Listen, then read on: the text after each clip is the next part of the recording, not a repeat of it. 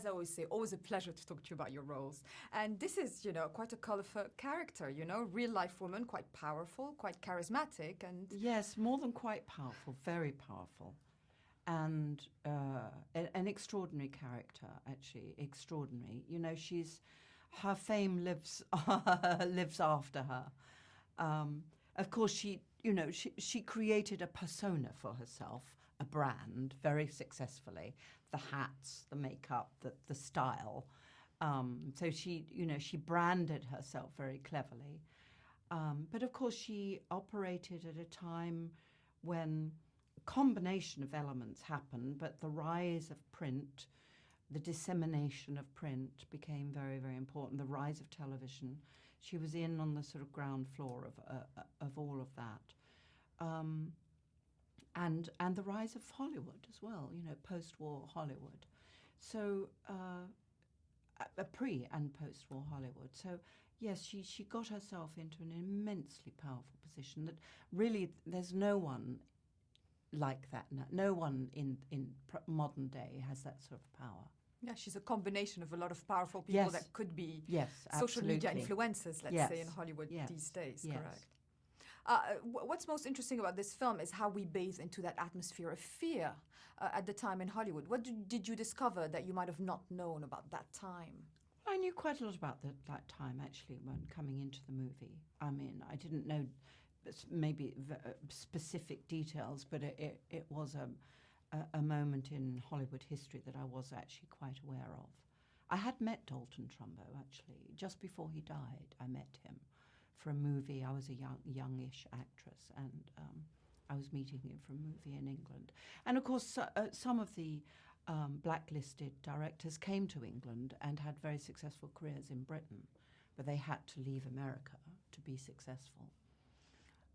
So I was quite aware of it. And my father was in a sense a Dalton Trumbo. He wasn't a successful screenwriter, but politically he was very, very similar to Dalton Trumbo. And for me, this film is about freedom of speech and the lengths that you go to protect it. Yes. The absurdity to me is that they were, the Hollywood, the House of Un-American Activities and people like Hedda were using completely Stalinistic methods. They were behaving like the KGB, the secret police. That was exactly what they were doing. And they didn't seem to see the irony in this ridiculous contradiction.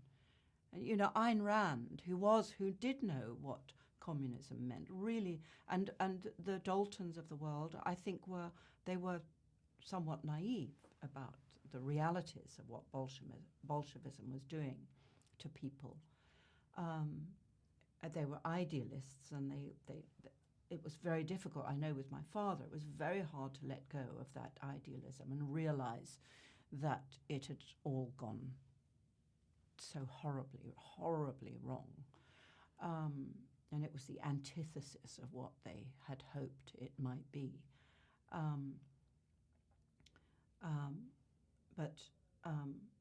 Oh God, I can't remember what I was talking about now, sorry. No, about the absurd contradiction. Oh yes, the contradiction, happening. Exactly. That they were absolutely behaving like Stalin, and it was the opposite of freedom to talk about this in terms of freedom.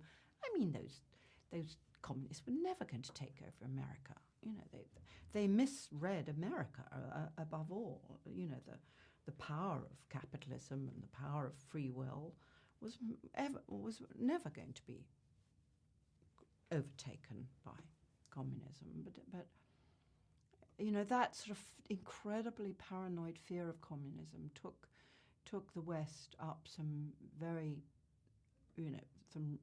up creeks without paddles, the Vietnam War being the least of it.